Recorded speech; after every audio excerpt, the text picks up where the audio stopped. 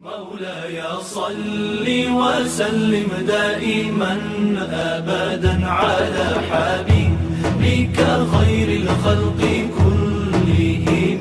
مولاي صل وسلم دائما أبدا على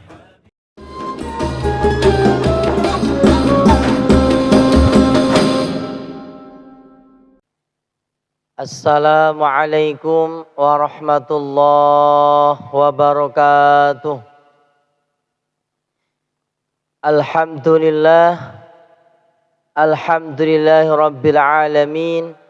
Wabihi nasta'inu ala umuri dunya waddin. Wassalatu wassalamu ala ashrafil anbiya'i wal mursalin. Sayyidina wa maulana Muhammadin sallallahu alaihi wasallam wa ala alihi wa ashabihi ajma'in. Qala rabbi shrah li sadri wa yassir li amri wahlul 'uqdatam min lisani yafqahu qawli, amma ba'd. Pendengar, pemirsa, hadirin hadirat yang saya hormati dan semoga selalu dalam lindungan dan rahmat Allah Subhanahu wa taala. Pertama-tama marilah kita senantiasa memanjatkan rasa syukur kita kepada Allah Subhanahu wa taala. Karena dengan limpahan nikmat taufik inayahnya kita semua masih diberikan ketetapan iman Islam, kesehatan, kesempatan sehingga bisa melaksanakan kewajiban kita sebagai orang Islam, yaitu berpuasa. Kedua kalinya sholawat salam semoga tetap tercurah limpahkan kepada Nabi besar Muhammad sallallahu alaihi wasallam, Nabi yang kita harapkan syafaatnya kelak di hari akhir. Semoga kita semuanya mendapatkan syafaatnya, amin ya rabbal alamin. Hadirin para pemirsa yang dirahmati Allah, pada kesempatan yang berbahagia dan berkah ini saya akan membawakan tema yang berjudul menyiapkan generasi yang beribadah kepada Allah Subhanahu wa taala. Kita sekarang prihatin melihat fenomena-fenomena yang terjadi. Banyak sekali orang-orang Islam yang secara lahir kita lihat kurang memperhatikan kewajiban-kewajibannya terhadap Allah Subhanahu wa taala dan kepada sesama. Kita lihat banyak musola-musola, masjid-masjid yang ketika kita lihat diisi kebanyakan oleh orang-orang yang sudah berumur atau yang sudah lanjut usia. Tetapi jarang sekali kita melihat generasi-generasi muda yang tekun beribadah di masjid ataupun musola. Ini merupakan PR yang harus kita pikirkan, yang harus kita pecahkan bersama. Kenapa bisa seperti ini? Pemirsa yang berbahagia, banyak teori yang mengatakan bahwa ketika anak atau seseorang rajin beribadah, rajin sholat misalnya, rajin berpuasa, tadarus dan lain sebagainya, umumnya di faktor orang tuanya juga. Ketika anaknya baik, biasanya orang tuanya baik. Ataupun sebaliknya, anak atau seseorang yang kurang dalam beribadah, dia jarang melaksanakan sholat, puasa mungkin sering tidak sampai, atau bahasa istilahnya medot, kurang tadarus dan lain sebagainya, bahkan banyak melakukan kriminal. Biasanya lahir dari keluarga yang seperti itu pula. Bapak ibunya tidak fokus dalam beribadah atau bahkan sering meninggalkan perintah-perintah Allah. Sehingga melahirkan generasi yang begitu juga sama dengan orang tuanya. Seperti pepatah mengatakan, buah jatuh tidak jauh dari pohonnya. Akan tetapi teori-teori tersebut terbantahkan. Ada beberapa kisah para nabi-nabi terdahulu yang perlu kita renungkan dan perlu kita sikapi bersama. Para pemirsa hadirin yang berbahagia, seperti kita ketahui bersama bahwa ada nabi yang kita kenal sebagai Nabi Musa alaihissalam. Nabi Musa lahir pada zaman kerajaan Raja Fir'aun. Dan pada saat itu singkat cerita, Raja Fir'aun bermimpi kerajaannya akan lengser atau akan runtuh oleh keturunan dari Bani Israel yang pada saat itu berjenis kelamin laki-laki. Sehingga ketika ada perempuan yang melahirkan bayi laki-laki, pada saat itu dibunuh oleh Raja Fir'aun. Dan pada saat itu bertepatan dengan lahirnya Nabi Musa, ibunya sangat ketakutan. Nabi Musa dihanyutkan ke sungai Nil dan berhenti di pelataran kerajaan dan diambil oleh istrinya.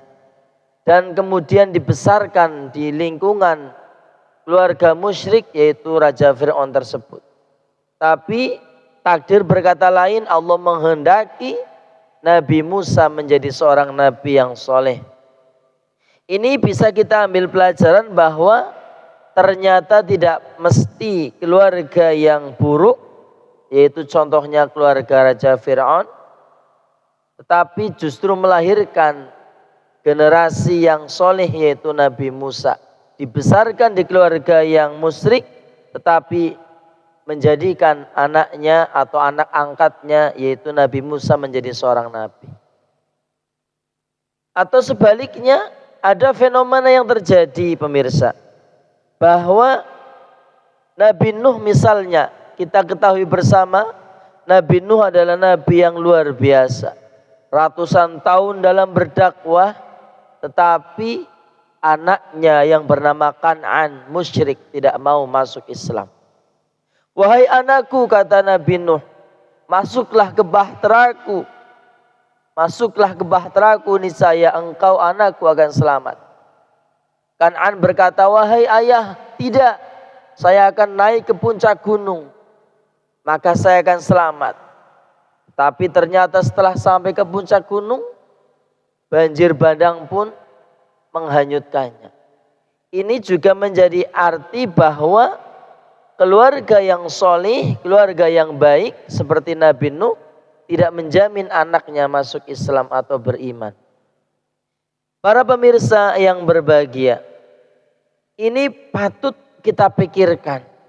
Ternyata keluarga yang baik tidak menjamin anaknya baik, ataupun sebaliknya keluarga yang buruk tidak menjamin anaknya buruk juga.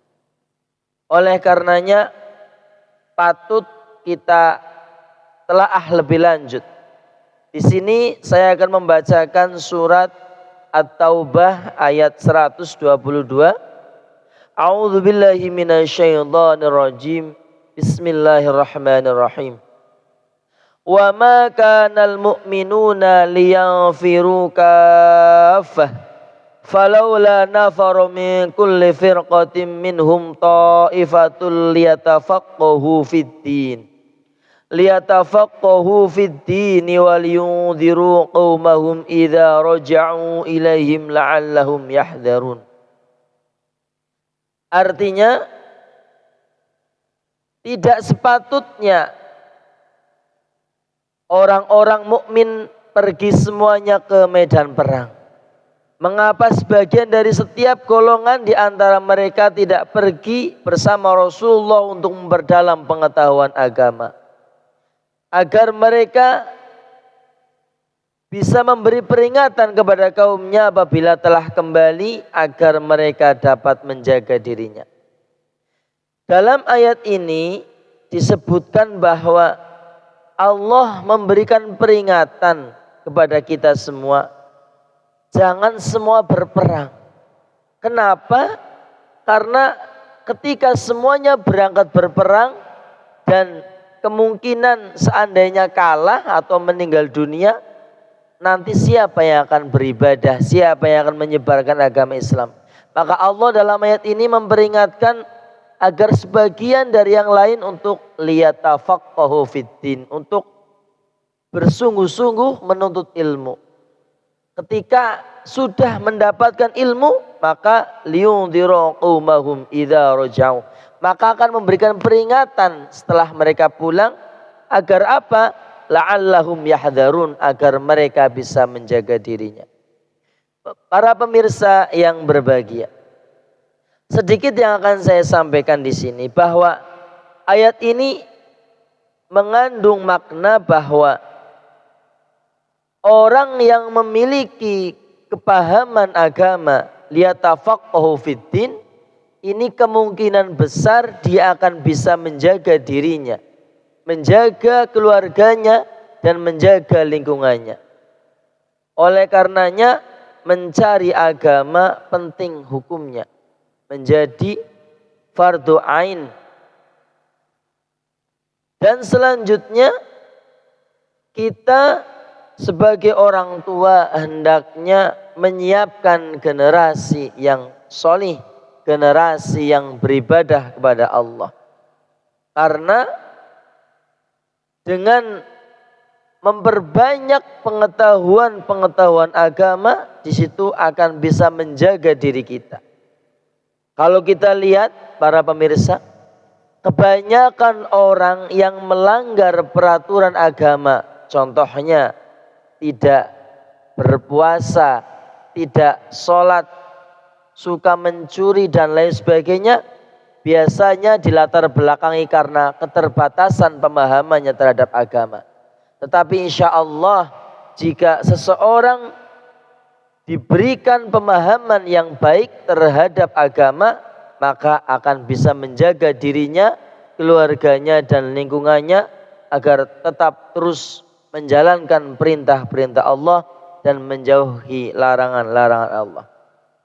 Para pemirsa yang dirahmati Allah, melalui ayat ini kami mengajak kepada pemirsa semua untuk benar-benar menyiapkan generasi-generasi yang solih, yaitu dengan cara memberikan bekal yang cukup, atau bisa saya katakan untuk mondok.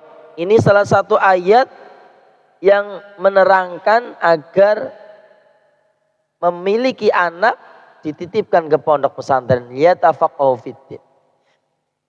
Karena dengan memperdalam ilmu agama dan ketika pulang dengan diharapkan bisa memberikan pencerahan kepada warganya. Karena dengan ilmu agama insya Allah akan bisa membimbing dirinya, membimbing keluarganya, membimbing masyarakatnya untuk tetap beribadah kepada Allah Subhanahu wa ta'ala. Para pemirsa, mungkin ini saja yang dapat saya sampaikan, yang pada intinya kita terus menyiapkan generasi-generasi kita, generasi-generasi yang menyembah kepada Allah.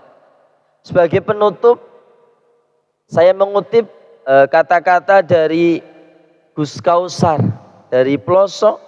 Beliau mengatakan, orang tua yang sukses adalah orang tua yang beribadah kepada Allah, dan ketika dia meninggal akan meninggalkan generasi yang beribadah, meneruskan estafet perjuangannya dalam menegakkan kalimat-kalimat Allah. Tetapi orang tua yang gagal adalah orang tua yang tidak beribadah atau orang tua yang beribadah tetapi ketika ia meninggal tidak bisa meneruskan anak cucunya untuk beribadah kepada Allah. Itu termasuk orang tua yang gagal. Oleh karenanya mari kita siapkan generasi-generasi penerus kita. Jangan sampai kita sebagai orang tua hanya taat kita sendiri beribadah tetapi anak-anak kita tidak taat. Na'udzubillah, summa na'udzubillah. Oleh karenanya marilah kita kuatkan akidah kita min aqidah ala aqidah ahlus sunnah wal jamaah nahdiyah. Kita taat beribadah dan kita siapkan generasi-generasi penerus kita, generasi yang beribadah, generasi yang menyebarkan agama Allah, dan generasi yang bisa kita banggakan kelak di hari akhir sebagai umat Nabi Muhammad sallallahu alaihi wasallam. Demikian yang dapat saya sampaikan, kurang lebihnya mohon maaf. Tentunya banyak kesalahan itu dari saya sendiri, dan apabila ada benarnya tentu dari Allah Subhanahu wa taala. Sekian, wallahul muwafiq ila aqwamit thoriq. Wassalamualaikum warahmatullahi wabarakatuh.